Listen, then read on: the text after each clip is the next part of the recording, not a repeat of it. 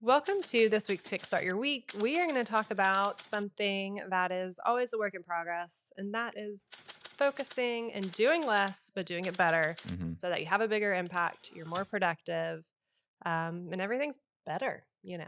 focusing. It's a new year. Hopefully, you have some goals that you want to focus on. hmm Um, but if you have 100 goals, that might be too many. You might need to focus. Right. Let's just start with one. Let's start with one. We're gonna start with one. Yeah. No, but for real, I think the premise of what we're gonna talk about today is kind of twofold. One, big picture. How do you pick what to focus on and when? And not make it too many things at once so that Yeah. you can actually do it well and accomplish the goal. hmm And then Joshua and I share a similarity in our project management, if you will. I like that. Yeah. And it's very granular. So we're going to just chat a little bit about that. Very And granular. hopefully some of you guys have the same personality project management style and it will be helpful. If not, you can just Just keep it to keep it to yourselves. yourself. Yeah, don't just, or fast forward. Yeah. Well, I don't If it's care. helpful, great. Take If it, not, just move on. move on. But so yes, here we are, Yeah. January.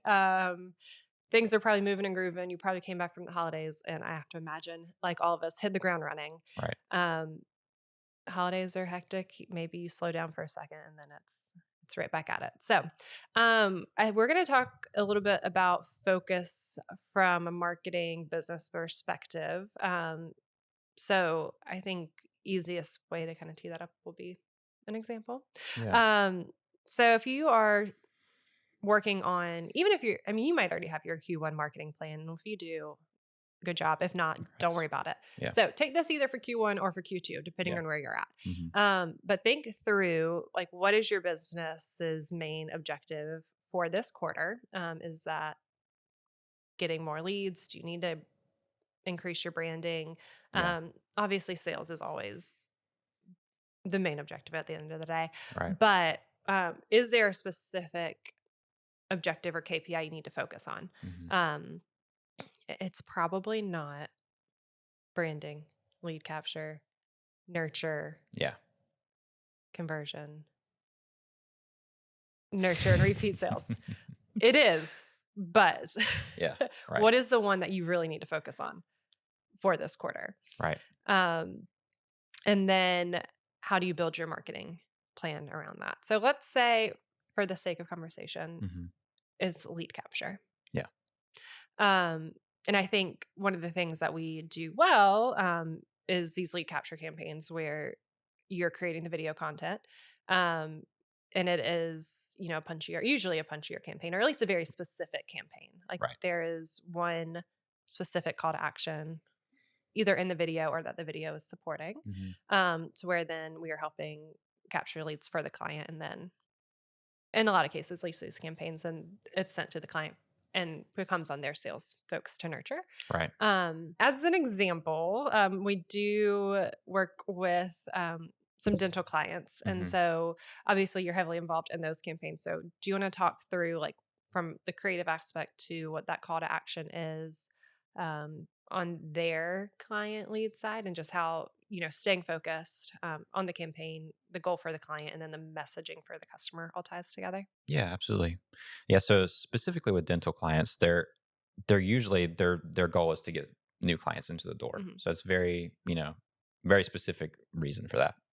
And we typically want to kind of start out with, okay, what is your messaging, and Hmm. what is something that you're trying to what is going to attract the client to your dental practice in the first place, whether that be a nice looking like walk-in area, Hmm. like lounge room area, or top of the line practices that you're actually doing, or Hmm. of like, say, maybe the amenities like the like headphones, or like a puppy's there to, Nice. like, Calm your bring comfort nerves. or Yeah. whatever. Yeah. So you're trying to find like a sharp point to actually focus the branding campaign with, Yeah. and then you'll kind of build your ads off of that. Cool. And that's kind of a good example for that. So it shows the primary focus that you're trying to do, and then building the content to kind of fit that with it. Nice. Yeah. Yeah. And I think, yeah, that's a good way to explain it, because there's a branding element to it, like what makes that practice unique. Yeah. Um, But then the goal is lead capture. So then creating some sort of offer for their audience, their potential customers. Yes. So whether that's like a free whitening offer or something Hmm. like that, again, that's focused. It's one message, um, one step, filling Very out a precise. contact form. Yeah. Yep. Um, so there's not a lot of messages out there. I'll play devil's advocate a little bit.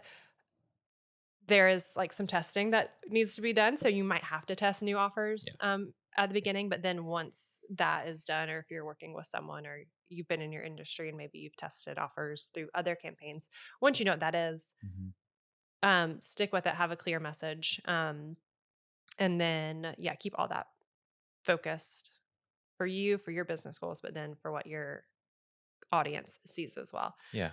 Um, because doing more isn't always better. It's not. And also too, with that, with the messaging, don't be don't be discouraged if the it doesn't hit initially. Yeah. You were talking about with testing.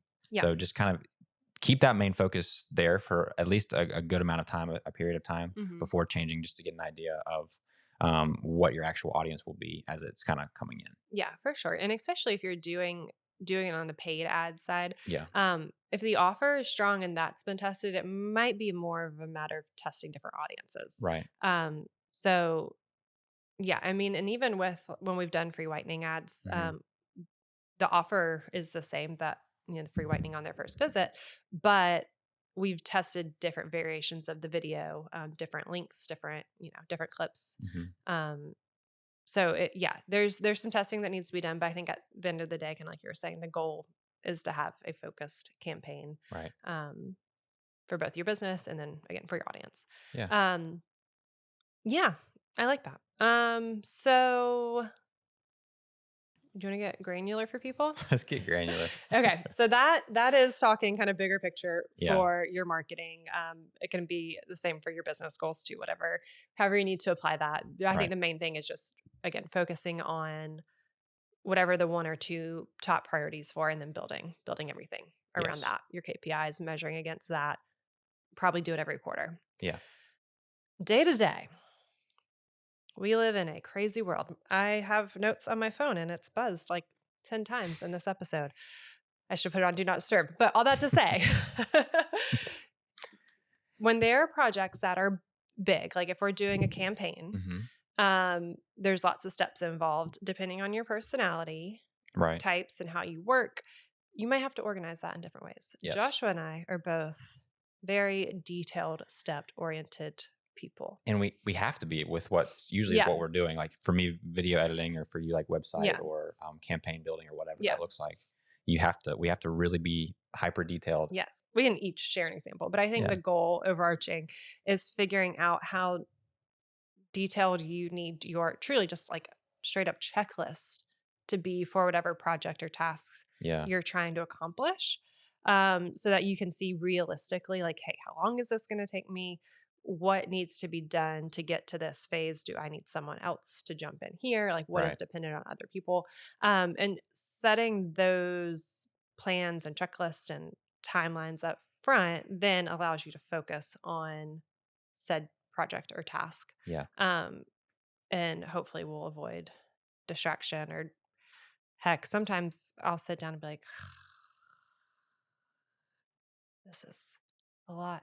Yeah. I'm going to knock out these other little things real quick. But in reality, if my list is how it needs to be, Hmm. all those things that build up into that one project are the little things that is Yeah. just like mentally can run through them. Right. So I just talked for a lot. You want to talk about, Sure. even just taking like the editing process of a video? We don't Yeah. have to No. give these people a video editing checklists. They No. might not Absolutely. need. Yeah. Editing can be fairly intense, just with the amount of steps that it takes. Yeah. And it can feel overwhelming, but there's easy ways to make it not overwhelming Mhm. and very like obtainable. Yeah. And I think this can be useful for you and your situation. You don't have to be an editor, but just someone who is working in a field like this.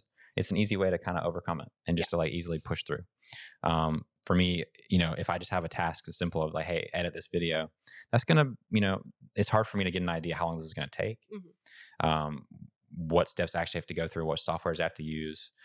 So if I can break it down to, okay, I need to section it off, color correct the footage, then go through and actually edit the thing, add the effects, the title cards, whatever else. I kind of like will just break it down to points. Mhm. It makes it so much more obtainable. And then also, I usually hit my deadlines much better, and I also am able to feel better about the project in general from Yeah. start to finish. And I'm not feeling those like stressful feelings. I'm feeling okay. I'm on top of things, and I'm getting things knocked out. Yeah. And I think that can be really useful for you too, just in situations where, hey, maybe you have a whole bunch of new people just kind of are interested in what you're selling, or you're looking to put out a whole new like content schedule for the next quarter. Mhm. Okay, how can I break this down? Let's come up with the idea first, or let's break down the list of new leads first, and Mhm. then kind of just go from there and just kind of take it step by step. Yeah. Yeah. Yeah, and I'm kind of the same way out. Websites are easy example, but Yeah, it's you got to build a website, but in building a website, you got to get the domain, you got to set up the hosting, right. you've got to get, WordPress or whatever it is installed, you got to add in the theme. So it's like all that is like set up the website, but it's all these things into that. So then when it's broken out, it's very easy to be like, okay, this is going to take me 20 minutes. This is going to take me an hour. Check, check, Hmm. check. Okay, that's done. Now you have the written content creation. You have, before that, you got wireframing. It's all the little things that build on each other to get the project across the line. Right. And similarly, like, okay, if we're writing the content and the copy, that involves, meetings with the clients up front, writing it, getting it approved, editing, SEO, all that. So even like branching each of those off Yeah. into different steps just helps organize and build in, like, for example, if the client's reviewing it, like they might need a week or two. So in our timeline, True. I'm not working on copy in that particular like phase of it because the client's reviewing it, but like, hey, what can I be doing getting images together over here while that's happening, Right. and really just building out those timelines to make sure everything stays focused and on track. Um, so yeah, I know that's a little bit granular project management, but I think Yeah. as you're thinking about how to stay focused, really breaking it down is helpful. I even go down like as far as like this is going to take, like I mentioned, like the time frames. Like this is Yeah. going to take me 15 minutes. This is going to take me 20 minutes. This can't happen unless this is happening. Um, and just so I can see the full project, and Yeah. then hey, website's due in 2 months. I can go into my daily calendar and figure out like, okay, here's my time blocks that I can, get all this done. So, Yeah. um, just figuring out, I guess, which there's a ton of productivity resources out there. So figuring out like what systems work best for you, um, to help you stay focused. And, but again, going back to that bigger picture of like, what do you need to focus on first, and then bringing it full circle. Yeah. And mapping out like that can really help with the flow of the project to Yeah. go so much smoother. And in the website case, you have a lot of moving parts, and you're needing to Hmm. like get approval from different people sometimes. Yeah, And so for sure. having that mapped out, and that helps the flow so much Hmm. with the actual project itself. Yeah. So Cool. So yeah, you don't have to do more. yeah. You can do less, just do it better. Right. Just be better. No, but I think just moving throughout the year, just really trying to define like, hey, what should I focus on? And then figuring out for Yeah. you and your, personality and workflow and your team structure, um, how to stay focused and manage all those projects and different things. So yeah. Yeah. Awesome. Well, thank you guys for tuning in to Kickstart Your Week. If you aren't already subscribed, you can do that on YouTube, Spotify, Apple, wherever you listen to podcasts. You can also join our email newsletter at kickstartcollective.co, and we will email you these episodes every Monday morning. So thanks for tuning in, and we'll see you next week.